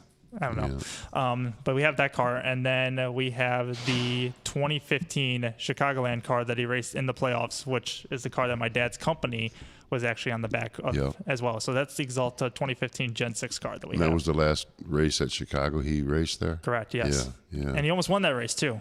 So we went for a race yellow. Happens. Yeah, that's quite a collection. I mean, I've seen pictures and I've never been there. And I told your dad and Mom that I want to visit one day, and I want him to save me a wall that's about 8 feet tall and about 10 feet wide. And I want to take all my race credentials I've collected over the last 30-some years, and I'll pick out the best ones that Jeff wins and parking passes and put them up and code it. I think that would be neat on the wall, wouldn't it? I know he's like, all I got to do is get there. Well, we're hoping that when Jeff comes to the Autobahn, he can look at the cars and remember which ones he drove. And which races he drove him in. Yeah. Now, when you met him and Jeff and William, and I've been around them because I shoot for Exalta or did, is Jeff not hilarious the way he pecks at William? And he's a totally different. He's so laid back, isn't he? He is. He basically treats him like a little kid. As you would. And it's so funny, and I think William, sometimes he kind of wholeheartedly takes it, but also I think he also kind of gets tired of it a little bit too. Yeah. But no, he knows he's still learning and he's still a young kid and everything. And as an old guy, you're gonna pick on the little kid sometimes. Don't you think there's a very good point you just made, Jordan? There's a parable there of the way Earnhardt used to pick on Gordon. Yeah. You know what I mean? How it's the exact same way. He's returning the favor. You're right. You're absolutely right. Except he doesn't name call him like Earnhardt did. No, well, I mean, Earnhardt was the same way. He was picking on him. Now, I've been around them when they're at private dinners on a Saturday night, and Jeff will sit there and have a couple glasses of wine, and he'll start picking on Ray when Ray used to be come in and do the Q&A, and with William. And William is such a straight-edge young man. He's just a great young guy. But Jeff is really having a good time doing that. I guess he's stepping away from the booth and going back to work more in the organization now. So. Yeah, how about that? It's too bad you know him at that level. So, at least I got to know him when he was racing. Yeah. I hate to be the young kids coming up who hear the name Jeff and they're like, well, what was he like? You know, or he's not racing now. Like they never got to see him race. I'm just fortunate enough I got to see him race. Yeah, for sure. Yeah, that's true. So I had my buddy Dave Ellis. He's with JD and the Breeze down there in Sumter, South Carolina, I believe. He says, good stuff from the inside, and thanks for all you and your radio crew do. Kudos. And Jim Dooley says, can we start a GoFundMe for him and a new set of specs? David needs some specs. I'm telling you, my eyes, I've struggled with my eyes for the past 3 years because I had a detached retina. I used to be real squeamish about my eyes. Like, I can't imagine like a needle near my eye, whatever. Well, now it's just like, whatever, just poke it.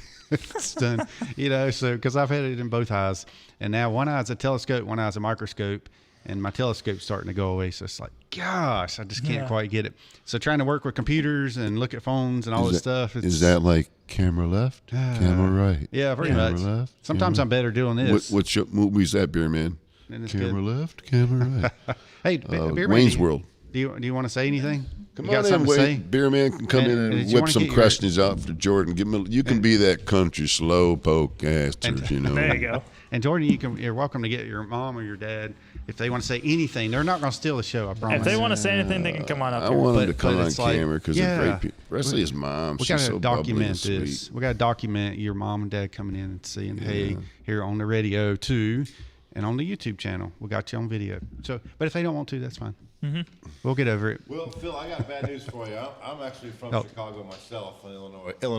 Yeah. But I'm a North Sider, not a South Sider. Oh boy, I'm about to get my chops busted here. So yeah. So you're wearing the Sox colors, I'm wearing the Cubs colors, so I think we're okay there, But yeah, no. We traded half our team. This year anyway, so we're starting all over. But all I could say was Christmas for White Sox fans that day. Yes. He's got him in the corner. Yes. We were just sitting at our phones, just saying, "Oh, there's another one. There's another one." They were all that's the way it is, right? Yeah. People think I'm a big NASCAR fan, but I tell them I bleed Cubby blue in this arm right here, baby, and Ford blue in this arm right here. But ooh, two things I don't like. Yeah, see, that's okay. That's what this world's made of. But I got some good advice. I think you're on the right path. I tell folks, young kids, growing up, young men, it's not what you know, it's not who you know, it's who knows you. Exactly. And your stories, they know who you are, and you're gonna get there. I really appreciate what you're doing, and I think you got a new fan right here. Okay. Perfect. Thank you. So I'm gonna follow you along, and I think a lot of David's fans across the country are gonna follow you along and everything. So congratulations. Thank you so much. Absolutely. Yeah. As many people as I can get to follow, because one, it's about people who are going to be knowing your name, who are going to watch you throughout your whole career, because that's what companies, and even when you go into sponsorships, that's what they look for, is how many people can they attract to. So not only that, but saying your story, getting your name out there to anybody you can. It's basically just getting you out to the world is the best way you can. And that's what's going to get you through this day and age of racing. It's not going to be, unfortunately enough, it's not through just hard work and talent. It's about the ins and outs. It's more work off the track than it is actually on the track. Yeah, we've talked about that many times. You're absolutely right on that, for sure. I do have a couple shout-outs this weekend, and I'm going to try to remember this. I was riding up the escalator during the race with a guy named Dale with ANANTA Enterprises. ANANTA Enterprises. They're the company that paints the inside logos in the grass. He explained to me that they put 19,000 gallons of paint on the logos and in the walls, and the paint dissolves down in and is biodegradable. You could drink it. It's clean. Really? All the stuff that they go in. I'm like, Dale, you need to come to North Carolina sometime and explain to people how that is. They ship him in. He lives over here somewhere on the East Coast in PA, I think, and they fly him out there to all the different tracks because he knows how to do it. So, and then another shout out. We lost one of our heroes. We were talking about him last week on the show. There it is. This is for you, Jerry. Yeah, Jerry Schweitz. Yep. Hard times. Hard times.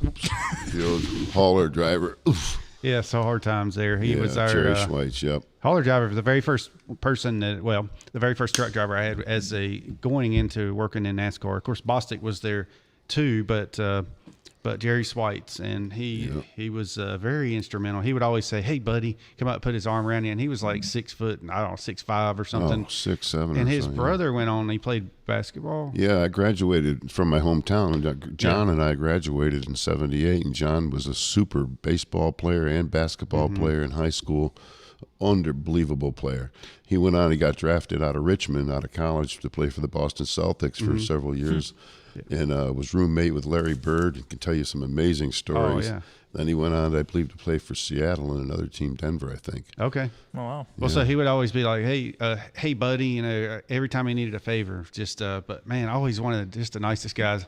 Very instrumental. He was with the mafia somehow. I don't know. That's another story, but we probably shouldn't talk about that. We got the news last Tuesday, so it was the day after last week's show. Yeah. But he would say, one time though, I went up to him and I said, "Hey, good buddy," you know, just seeing what he would say, and he's like, "Hey, don't ever call me good buddy again, okay? All right, just don't ever do that." Oh, he was a good-hearted guy, but he would yes, come he was. across as that He big was so because he serious, would too. tower over you, you know. Yeah. Oh, It's yeah. like John. They're both, all of them, and their younger brother Tommy. Yeah. I mean, they're all over 6'6" feet, but hearts of gold. And Jerry would come up to you, and I won't say who the truck driver is last week, but he told me that one time he went up to Jerry real lighthearted because they were going from Pocono to Michigan. And I guess Jerry was in charge of the Sabco drivers, and Jerry was having the drivers go back to Charlotte instead of going from Pocono to Michigan. And this driver was like, "Hey, Jer, just wondering why you make your guys go back." And Jerry turned around and kind of leaned down on him and says, "Don't you worry about what I do with my guys. You worry about what you got to do with yours, not about what I got to do with mine, okay?" Well, Like Jerry that had a is good Jerry. line. Said, "There's good times, there's bad times, and there's hard times." And That's that was Jerry's handle on the CB and his nickname. And so we were hoping to have Peter Jerry, and- here's to you, buddy. Yeah. Loved your Get 'em up. belly washers and Yep. The boys in Waterloo are getting them up. Tom, our Yes, hearts go out to yes. Tommy and John, the Yeah. brothers, and their I mom. think you guys are going to do a show on Jerry. In a Yeah, couple Peter weeks. says in a couple of weeks you're going to get a couple guys to Sure. come in. Not so much about that, but just what it's like for truckers on the road and all Yes, the things it's they've amazing. seen and stuff, and to share their stories. And They're the running back of the team. I look at it, not the man. quarterback, not the crew chief, right? You know, but the running back. I mean, they're handing the car off to them, and they're go. So, Oh, yeah. So, got to give a shout out to all those hauler drivers out there. And also, it's time for sponsor plug for Great RV Life. That's right, GR8 RV RV Life. We went up camping up in New River Campground up in Crumpler for a wedding, and what a beautiful campground! And go to And there Great was RV Life. Great RV Life. and go take your camper up there. I want to give a shout out to those folks up there, and found out that they're good friends with you, her brother, the lady that owns the place up there. Scott McCormick and Sheila Duncan. Yep. Oh, Dwayne Covert. Dwayne Covert, yes. Covert. He was here when he left. And he came in, so he'll be another one of yours. But it's a small world, how everybody knows everybody, and they knew exactly who David Hamm was up there in the high country. So give a shout out to very good. The Twin River Campground off the New River. Yeah, and very good. And it sounds like a good place. We were down. We were talking about Peter Gellin. He was the motor coach driver. No, not the motor coach driver. The truck driver for whenever Alan Kowicki passed away. So he was the one in the picture. Phil took the truck coming down the checker flag. Was it checker flag? Yeah.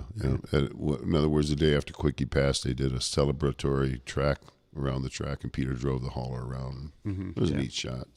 So Jordan, you've been to quite a few Cup tracks. Obviously, a bunch of NASCAR races. Do you have a favorite Cup track that you like that are? If I had to pick a favorite Cup track, it probably would be Talladega, only because the atmosphere you're going to get there. It's a place like no other. About the race, I mean, not the atmosphere of Talladega race is as well? overwhelming too. Race is obviously Daytona 500 for the race. Only because you get to that race, the track itself is astonishing the way it is, but it's knowing that race is the biggest race of the year. And, you're going to go to that race and you're going to walk out with a new 500 champion, whether it's a repeat winner or it's someone new. And it's very unpredictable. Sure. Anything can happen, as even we saw this year when McDowell won, everything just, you didn't know what was going to happen the next second until it does happen. Yeah, that's a good point. And it's true. Anybody can win that race. Look at Michael McDowell. I mean, I love that guy. He's the nicest guy. He's one of the most devout Christian drivers I've ever met. And I was just touched when he won that. I mean, it's an open field for anybody to shoot the gap. So I know your aspirations may be more, if you had to roll the dice and choose Indy 500, Daytona 500. I mean, they're both races that you could just pick out of a hat and win. But if I had to be woken up today and probably pick Indy 500 or Daytona 500. And if I picked one of those things I'd be able to do, probably would be Daytona 500 for sure. Yeah. There you go. Or do both. Yeah, or do both. Yeah, exactly. You know, Double get best duty. of both worlds. Sure. Yeah. Cash in the Daytona 500 for the World 600, right? Yeah, do the double. Yeah. So my buddy Dave Ellis says, we've lost so many drivers, young and old, but my question is, what are the chances for any kind of legacy race, IOW, retired drivers, or otherwise? Baseball does it. Why not NASCAR? We did that in the past before, and I've seen both the Petties and Randleman, and I'm still, Legend, sure they can do it. But somebody got hurt one year. Elmo Langley I think he spun somebody out to win the first race really bad or something. It was a Legends cars, a little Legends cars, I guess. Got hurt really bad. Okay. Oh, you're right, at Bristol. Yeah, Bristol. Yeah, Ricky Person. Yeah, and that's got when they said, no, T-boners. guys, we ain't doing that no more. Yeah, yeah. So. Yeah, for sure. Have you ever driven any of those little Legends cars? No, not the Legends cars. They look like a lot of fun cars to drive, just kind of whip around a little short quarter-mile oval. Yeah. So, I mean, that'd be fun to do one time, but never had the opportunity to do it. Yeah. I think that's Logano drove some of those back then. Did you, when you were like Bentley simulator racing, that was like the iRacing, where you're racing against other drivers? Is there a driver that is in the NASCAR series now that was a nobody then that you saw that was competitive and you're like, wow, this kid might make it? Nobody that I saw like growing up, like going from the bottom ranks to racing, because obviously it's been a couple years now since this happened. But I have raced against some professional guys on there. Like I've raced against AJ Allmendinger a couple times. Yeah. I've raced against Ty Majeski a couple times, as well as I think Ty Gibbs one time. What kind of car was that? Or we were racing formula cars with AJ Allmendinger. That's why I'm thinking he's the open wheel background, so right, I've raced with him a couple times. I think Chase Briscoe a couple times in some of the stock cars I've raced against as well. Right. I was going to say, you're not really doing the stock cars. You're trying to concentrate on your open wheel that you're I mean, competing there in. are some times where I've raced stock cars. I used to race a stock car a lot before I got into actual racing. So like 2014, 2015 years, I was racing the stock car a lot on iRacing, and that would be when I was racing against some of these guys like Chase Briscoe or AJ Allmendinger. I've had Chase on the radio it's been about 2, maybe 3 years ago. Hey, when we were in the old studio, had him come in on our sports recap show. Sure.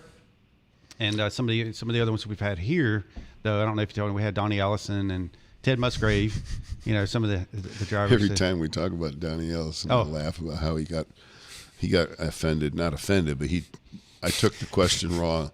I was like, Donnie, when you were driving around Richard Petty and David Pearson during that area, what was it like to be around them guys? Yeah. Was there ever tension, or were they friends? Was there a rivalry? Yeah. I wanted to know the interaction of those two drivers. And Donnie was like, I'll tell you about records. Yes. Richard Petty may have won 7 NASCAR or Daytona 500s, but I'll give him 3 of them. Thank you, Jersey Cape Yachts. Great RV life. I got a question for Jordan. Jordan, you got a nickname? People have called me Jordan the Missile Missig one time. There you go. So that has been a nickname that's been thrown around a couple times. But as of recent, no, there hasn't been nicknames that have come up through the woodworks at all. I think it should be Professor Precise. The bullseye. So tell our audience where they can reach out to you on Facebook, or you have a website. Sure. I posted a couple links. Yeah, I got everything. So I got a Facebook page, which is Jordan Missig Racing. My Twitter is also Jordan M Racing. So Jordan M and then the racing. My Instagram is jordan.missig.racing. And then my YouTube is just Jordan Missig. Yeah. And then my website is www.jordanmissigracing.com. Simple enough. Right. Oh, very good.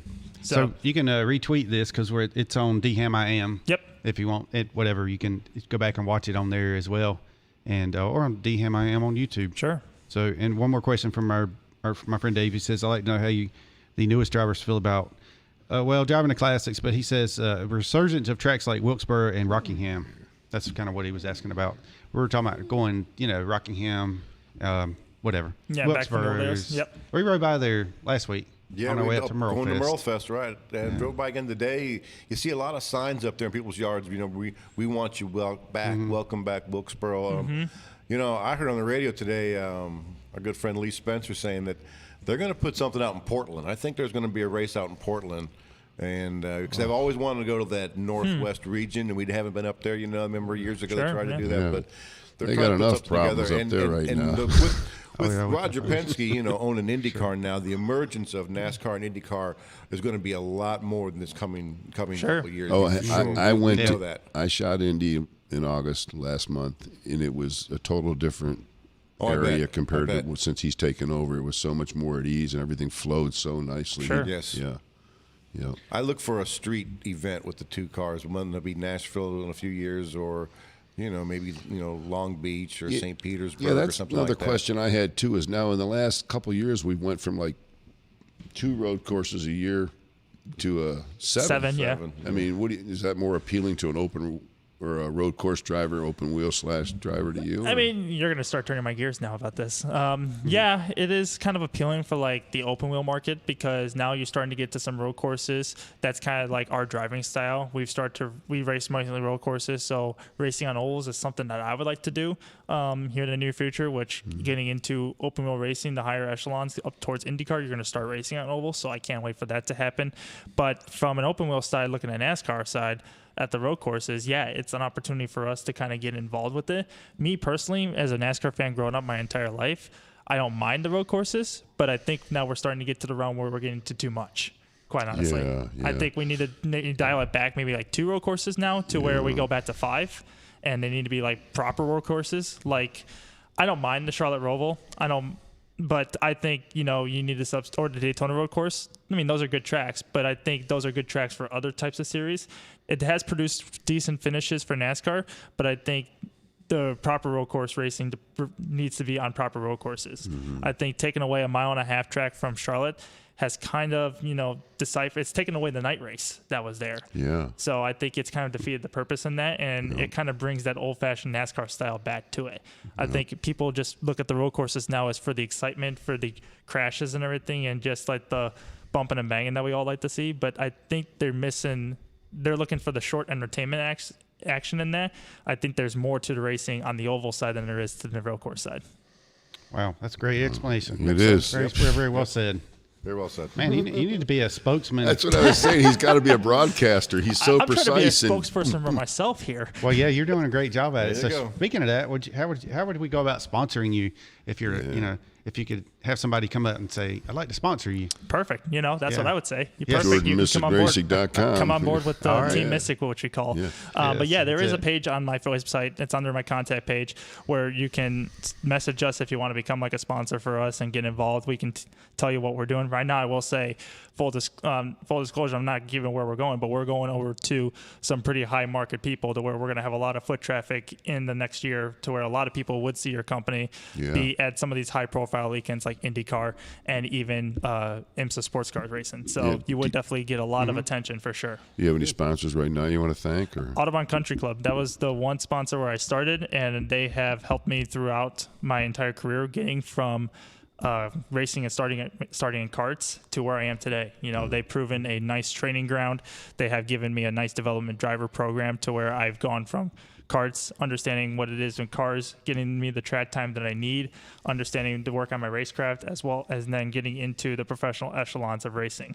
And the one thing about Autobahn that's so cool is every time you see a car or see a driver come from Autobahn, they're normally, whenever they're racing, whether it's SCCA, sports car racing, or Legends cars racing, I guess you could say on oval sometimes, they're always either at the front racing for wins or on the top step of the podiums. So we provide winners at Autobahn, and we groom them to become winners no matter what driver you are. So you've grown up racing there. Are there other guys that you race around a lot of that are doing okay, or Yeah, we got some guys who are now in IMSA. Who have one guy who has been in IMSA. He's making a comeback, as well as we have one guy who's also developing his skill, getting himself into the junior levels of Formula racing. So he's just kind of started, but they've proven some really good success on their debuts, as well as they've started turning some heads inside their given paddocks to show that they're not just here to mess around, they're here to win, and that they're battling for wins right out of the gates. We just had one kid who was racing out at VIR, Virginia International Raceway, on his debut race, basically got third in his first race, and he's never been a part of the series, has only been in the car maybe a handful of times at the track doing practice laps, but hasn't done like a professional racing series. And then he jumps into a car, does a professional racing series, and he finishes third in his first race. Wow. All right. And that was the same thing with me. Like last year when COVID hit, a lot of guys from the Indy Lights, which is basically the Xfinity series of IndyCar, came down into the Formula Regional America series. And this is my first year in open wheel, basically my third race, and I finished third against some of these guys. And these are guys who have been racing since they've been 5. Yeah. So that's kind of what the training grounds of Autobahn has produced. We have been able to take a guy who hasn't driven a car or raced at all, and in a span of 4 to 5 years, he's racing with some of the big dogs in racing. All right, man, very good, Jordan. So the Autobahn, how do they contact that, or where is it located? In Joliet? It is in Joliet, and it's about 5 minutes away from Chicagoland Speedway. They can contact or get a membership at Autobahn Country Club. That's autobahncc.com, and then you can get hooked up with the guys there. They have an easy process. You can either call them or go through their email list, and they will know you. They will tell you right step by step on how to become a member, how you can get on track, and give you a list of opportunities there at the track. Wow. All right, very good. Hey, let's get your parents to come over and just stand behind you. Yeah, show everybody your Bring shirts that and sweet say, bubbly mother of yours over. and Jim and Diane Missig. I'm gonna put the camera. And I got something to say here. Between the all of us, Right I there, guess collectively, we have a lot of racing knowledge, and I've never heard anybody called the Missile yet as a nickname. I like so that. I think we're onto something. And Jordan, any sponsor, you'd be a gift to them because you're well spoken. Yes, very well spoken, and just unbelievable. Yes, class act. So I think the sponsor, once you get on that, build that brand, and say, "Come on, boys, join the team, get on board with the Missile." Yeah, exactly. That's it. Yeah. Jordan, the Missile Missig. All right, so we got you. Got your mom. Your mom's kind of hiding behind you, but. I guess that's maybe there she is. All right, very good. I like y'all shirts. So that's your team shirts. Mm-hmm. NWR. Yes. Yep. It stands for Newman Walks Racing. Right. Yes. I'm catching on. Go to a graphic design, get yourself the Missile logo. Get just a couple of hats, dude. It's all about building that brand. I get do some want merch going. I do want to request one thing. Okay. If there's any way you could get me a shirt that says Super Trofeo. So cool. That's your one and only request? That's it. Can't ask for anything more? Not yet, my friend. I'm too impressed on how far you've come in just a few We'll years. make it happen for sure. That's definitely, that'll be at the top of the list. All right, very good. So y'all, if you're out there watching, thanks so much for tuning in. And if you're watching on YouTube, DHammiam, hit that thumbs up so we show YouTube. Tell everybody here how much you like it. And if you got any questions for Jordan or anyone here, you can go back on the video after it's stopped and put your questions on there, and we'll make sure that they get answered, because we can get in touch with Jordan, or you can go on his YouTube as well and find him over there. So, and because he's got some pretty cool videos on there. Indeed, yes. It's a bunch of my highlight videos that I put together as well. I borrowed a few of them, kind of pieced a couple of them together to do like a little preview video. Sure, yeah, I saw it. I had it unlisted, but I just did that. I thought maybe that would kind of give everybody like a teaser before the video started. Yeah, it kind of gives a little bit of highlights of what I do and what my racecraft's kind of like, so it's perfect. You know, it didn't mean anything in 1991 or 92 when they were showing all these Jeff Gordons and go-karts, but look at, they're still running them now. You know, you never know who's going to appear on That's right. Racing Roots with David Hamm. Yeah, you just never know. That's right. Yes, and thanks to Billy Buck, and we'll be here in the morning from 6 to 10 tomorrow morning, Billy Buck Morning Show with us out of Hamm. Yep, and WAME Radio, which is his station. He owns it. He'll be sitting right there where Tracy is tomorrow morning. So Jersey Cape Yachts, thank you. You bet. Great RV life. That's right. Any other sponsors out there that want to get on board? The Missile, right here, Missile. everybody. Yeah. Sign right up. Go check out his platforms. That's right. The Missile. All right. Well, thank y'all so much for tuning in, and we will see y'all tomorrow morning. Next week, we don't really know yet who we got coming up, but we'll work on something. We always find someone for the next week. That's Maybe right. Peter Gillen could come in next week and Bostic. So We'll see. All right. Y'all have a good night. Thank you. Thank you. Thank you.